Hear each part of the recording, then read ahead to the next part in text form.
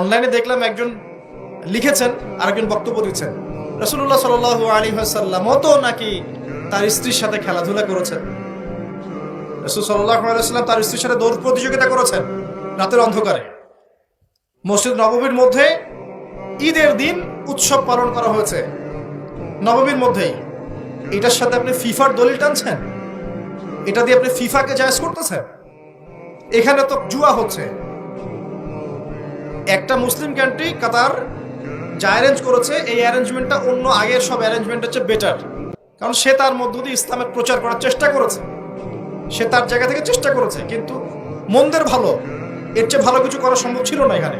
সে যতদূর পর্যন্ত পেরেছে ট্রাই করেছে, এবং সে কিন্তু ছোট রাষ্ট্র হলেও অনেক বড় বড় ওয়ার্ল্ড অ্যাফেয়ার্সের বিষয়ে সে মাথা ঘামায়। আমাদের ঢাকার সমান আয়তন হবে কিনা সন্দেহ আছে, ঢাকা বিভাগের সমান হয়তো আয়তন হবে।